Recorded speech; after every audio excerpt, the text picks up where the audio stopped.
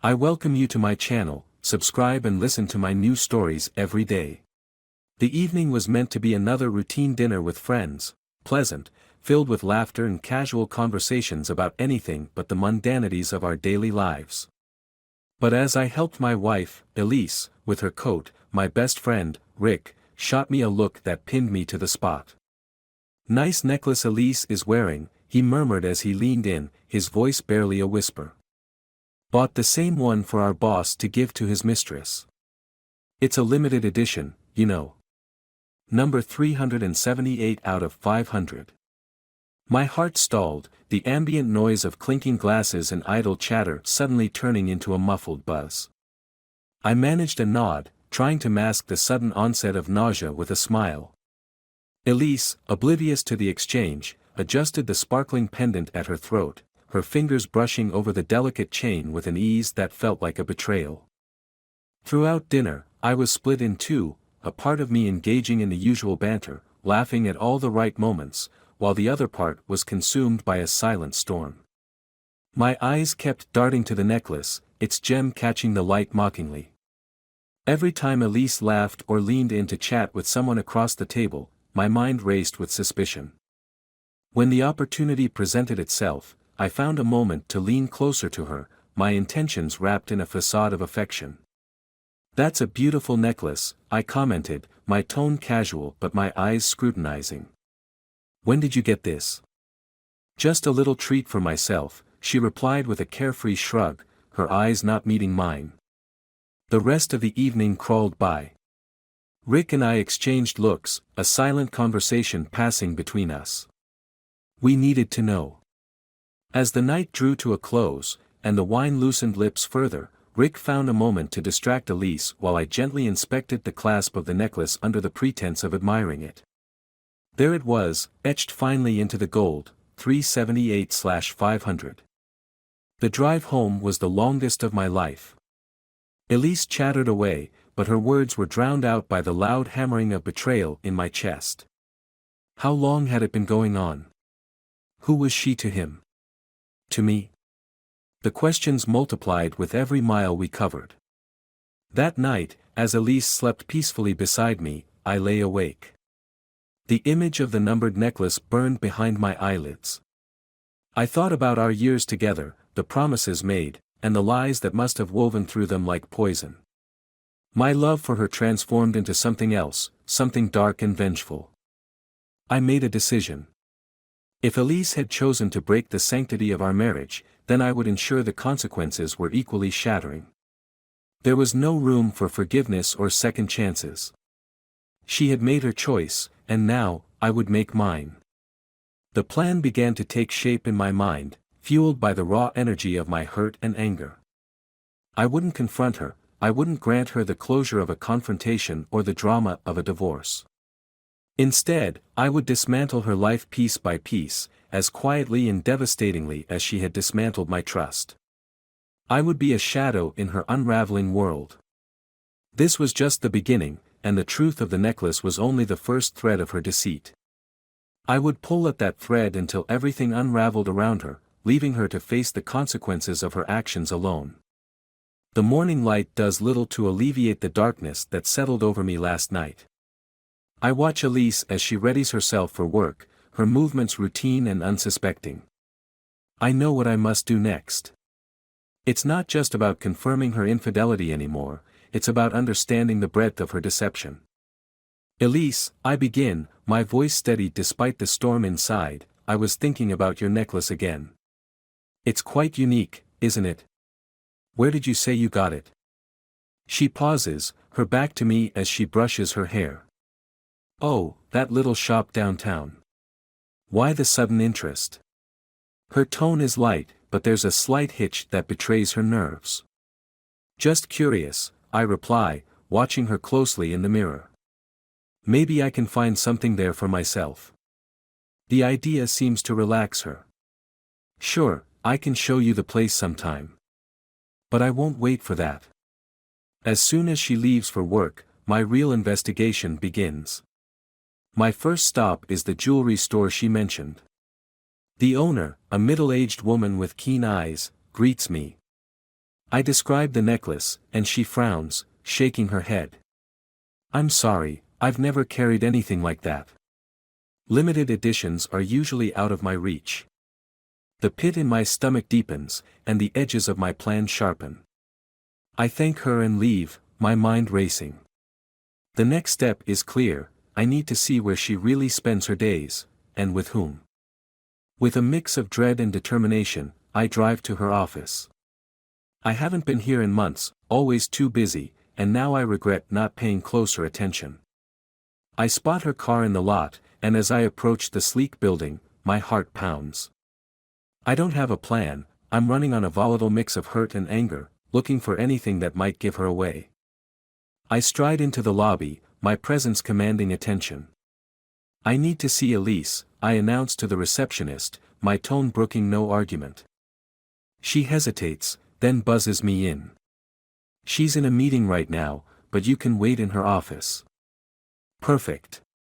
Alone in her space, I start looking around. Her desk is tidy, her computer locked. I try drawers, looking for anything unusual. It's a few minutes before I find it, tucked away beneath files in her bottom drawer, a matchbook from a high-end hotel, the kind too expensive for a casual visit. Just then, her voice floats down the hall, her laughter mingling with a man's. My jaw clenches as they approach, their conversation halting abruptly when they find me in her office. Mark. Elisa's face pales, her eyes darting between me and her companion, a man I recognize from company photos as her boss. I was just in the area, I say, my voice icy calm. Thought I'd surprise you for lunch. Who's your friend? Her boss extends his hand, but I don't take it. We were just discussing a project. I nod, my gaze lingering on Elise. We'll discuss more at home, I say, a clear dismissal. They both know something is off, but neither speaks as I turn and leave. Back in my car, my hands shake on the steering wheel. The matchbook burns in my pocket like a token of betrayal. I'm not just going to unravel her life, I'm going to expose every lie, every secret she's hidden from me. This is just the beginning, and I am far from done. The drive home is suffocating, each mile stretched by the weight of betrayal. When I arrive, the house is eerily silent, a stark contrast to the chaos brewing within me. I know Elise will be home soon, and I prepare for what must be done next. My plan is not just about revenge, it's about exposing the truth. As I wait, I go through the matchbook again, each piece of evidence fueling my resolve. The quiet of the house amplifies every small sound, making me tense at the slightest noise. Finally, I hear her car in the driveway, and my heart tightens. This confrontation is inevitable. Elise enters, her face weary, perhaps from the encounter earlier or the guilt she carries. She finds me sitting in the living room, the matchbook conspicuously placed on the coffee table between us. Mark, what's this about? She asks, her voice cautious as she drops her keys and bag, her eyes darting to the matchbook. You tell me, I say, my voice cold and steady. I found this in your office. Care to explain? She hesitates, then sits opposite me, her posture defensive. It's nothing, just a place we went for a business meeting. Really? At a luxury hotel? I press, watching her face for any sign of faltering. Her eyes flicker with something, fear, perhaps, or the realization that her lies are unraveling. It was a client's choice, not mine. I lean forward, my gaze fixed on hers. Elise, stop lying. I went to the jewelry store today, the one you claimed you bought your necklace from. They never sold that piece. You're not just lying about the meeting. What's going on? The room is thick with tension, her silence a heavy blanket between us. Then, finally, she breaks, her voice a whisper. Mark, I cut her off, not ready to hear excuses. Who gave you the necklace, Elise? Was it him? My voice rises, a crescendo of hurt and accusation. She flinches, then nods slowly, tears brimming in her eyes. Yes. But it's not what you think. Not what I think. I stand abruptly, my chair scraping back. You have an affair and expect me to believe it's not what it looks like. It was a mistake, Mark. I'm so sorry, she pleads, her composure breaking as she reaches out to me. I step back, avoiding her touch.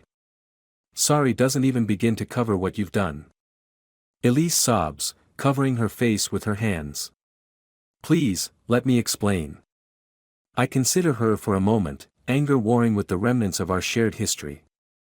Explain then. I want to hear it all. Through her tears, she starts to unravel the story, a tale of loneliness, of feeling overshadowed and neglected, of a mistake that grew beyond her control. As she talks, I record every word on my phone hidden in my pocket. This isn't just a confrontation, it's evidence. When she finishes, the air between us feels toxic, thick with betrayal and hurt.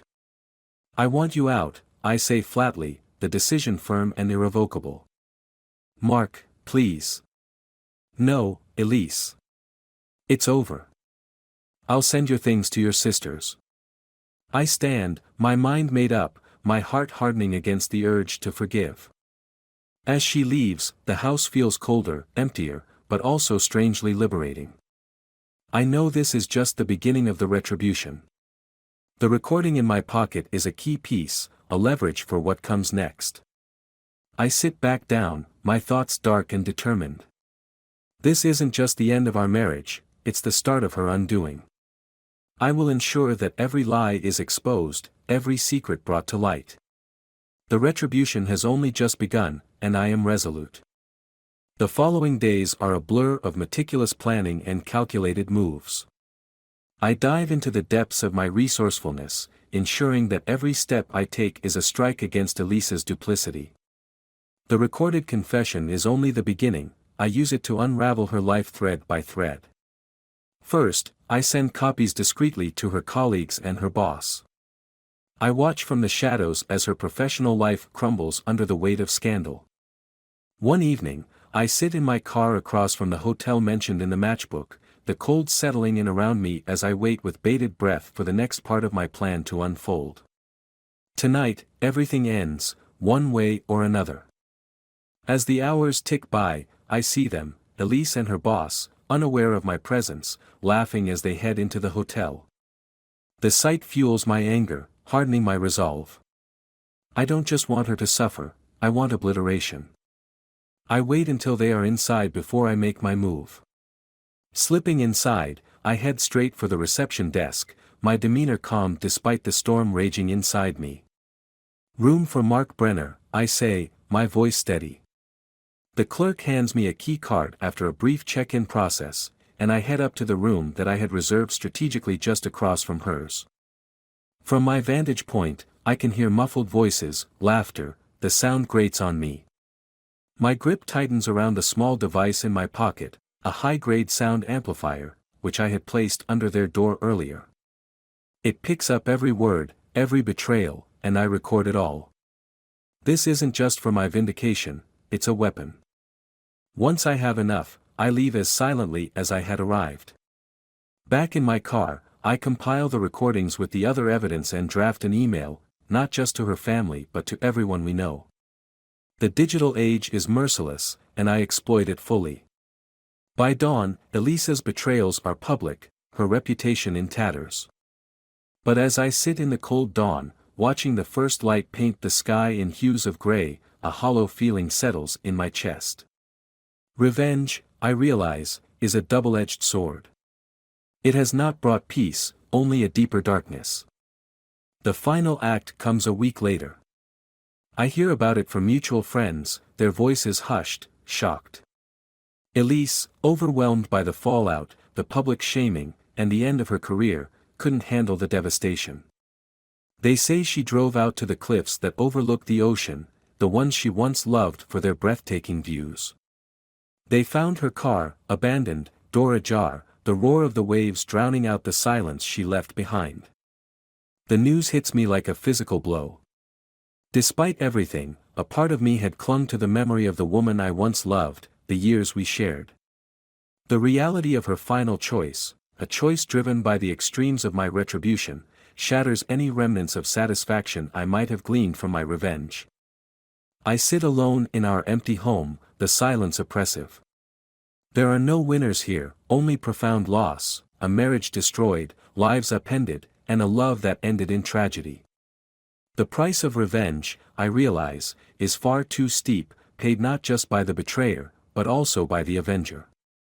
In my quest to punish Elise, I had lost myself too. Now, I live with the echoes of our past and the heavy burden of my own remorse. The deception and the betrayal are over, but the cost has been immense. We are parted forever, not by choice, but by the irreversible consequences of a hatred that consumed everything it touched. As I look out at the world moving on outside my window, I know that for me, there will be no moving on. The shadows of what I've done linger, a constant reminder of the destructive power of a broken heart.